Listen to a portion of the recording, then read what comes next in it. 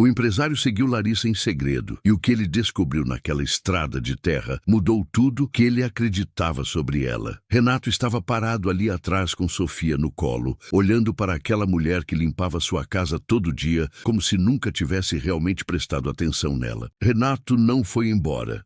Os pés não obedeceram, o braço ficou firme em torno de Sofia e os olhos não saíram de Larissa, que seguia empurrando aquela bicicleta velha pela estrada de terra sem saber que estava sendo observada.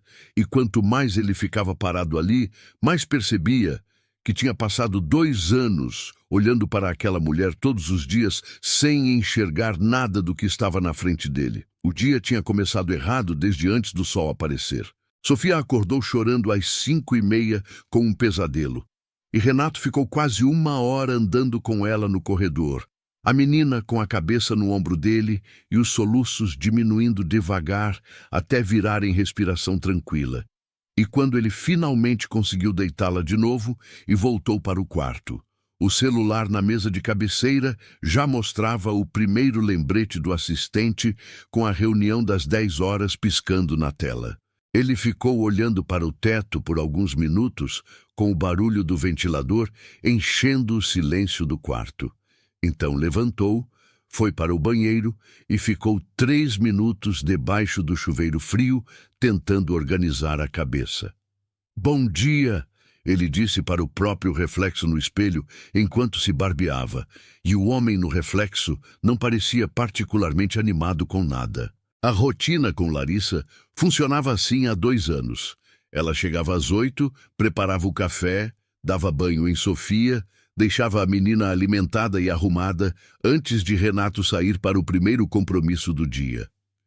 Era uma engrenagem que rodava com uma consistência tão sólida que ele tinha deixado de notar, porque tudo que funciona sem falhar vira invisível com o tempo, e Renato não era diferente de ninguém nesse aspecto.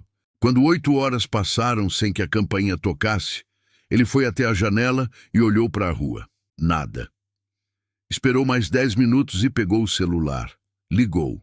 Chamou 4 vezes e caiu na caixa postal nas 4. Mandou mensagem e ficou olhando para a tela esperando os 2 riscos azuis. Não vieram. "Larissa, por favor, me retorna assim que puder."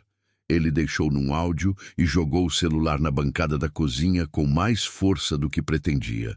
Sofia acordou de novo no quarto e chamou por ele com uma voz sonolenta. E Renato foi até lá, pegou a menina no colo e voltou para a cozinha tentando preparar o café com uma mão enquanto segurava a filha com a outra. O café ficou fraco e ele tomou assim mesmo de pé, encostado na pia, olhando para o relógio na parede. Tinha reunião às 10, tinha ligação às 11, tinha almoço de negócios ao meio-dia com um sócio que não gostava de esperar. E estava de pé na cozinha com uma criança no colo e um café ruim na mão, sem ter a menor ideia de onde a pessoa que mantinha aquela rotina funcionando estava. "Você sabe onde é a casa da Larissa?" Sofia perguntou de repente, olhando para ele, com os olhos ainda inchados de sono. "Não", ele respondeu, e percebeu naquele momento que nunca tinha precisado saber. Abriu o sistema no celular, encontrou o cadastro de Larissa, copiou o endereço, digitou no GPS e saiu com Sofia no banco de trás sem parar para pensar muito se estava certo fazer aquilo. Saiu porque a irritação era maior do que a razão naquele momento. E às vezes é isso que move as pessoas na direção das descobertas mais importantes das suas vidas, mesmo que elas não saibam disso enquanto estão saindo. "A gente vai aonde, pai?" Sofia perguntou no banco de trás, enquanto o carro saía do estacionamento do condomínio. "Vai ser rapidinho", ele respondeu, mais para si mesmo do que para ela. "Você falou isso ontem quando foi na reunião e demorou 3 horas. Ela disse com uma seriedade que fez ele quase sorrir apesar de tudo. "Dessa vez é diferente", ele disse. "Como você sabe?" ela perguntou. Ele não respondeu, e Sofia encostou a bochecha no apoio de cabeça do banco e fechou os olhos de novo.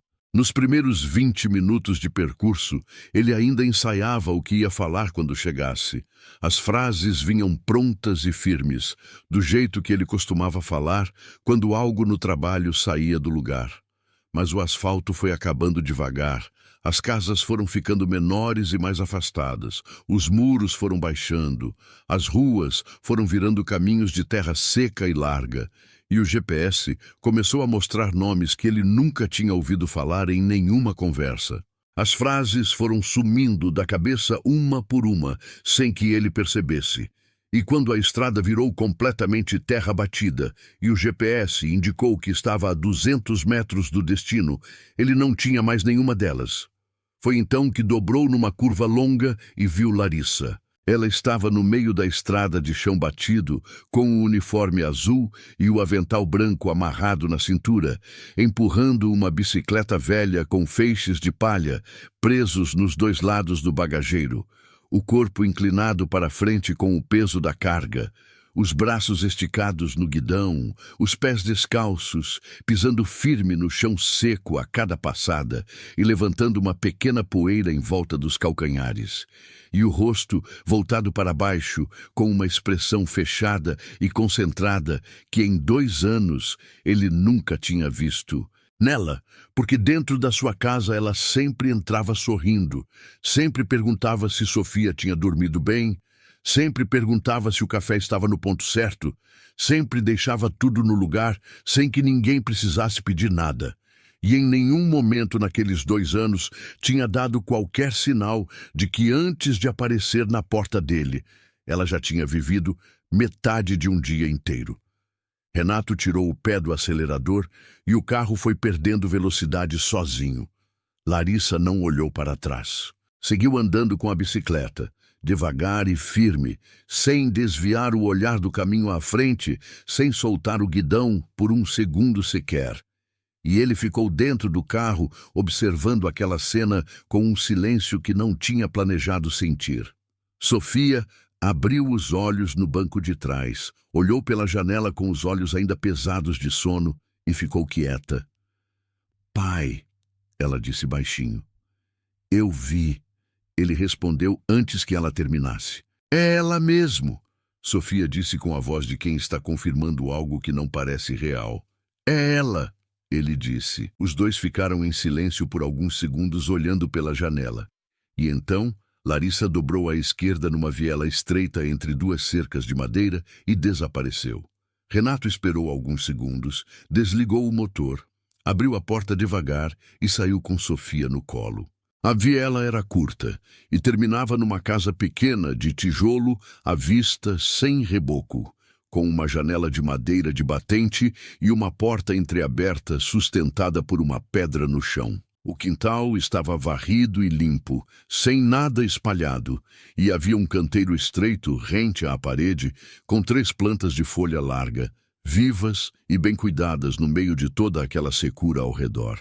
Larissa tinha encostado a bicicleta na parede lateral e estava descarregando os feixes de palha um por um, empilhando rente ao muro com o método preciso de quem repete aquele movimento toda semana. Renato ficou parado na entrada da viela sem se anunciar, segurando Sofia, e nenhum dos dois falou nada. Uma mulher mais velha apareceu na porta da casa. Os cabelos brancos presos atrás, com um prendedor simples, o corpo levemente curvado para frente, as mãos segurando a moldura da porta para se apoiar, e um sorriso genuíno no rosto que surgiu no exato momento em que os olhos dela encontraram a filha trabalhando no quintal. "Você demorou mais do que eu esperava hoje", a mãe disse com uma voz baixa e clara.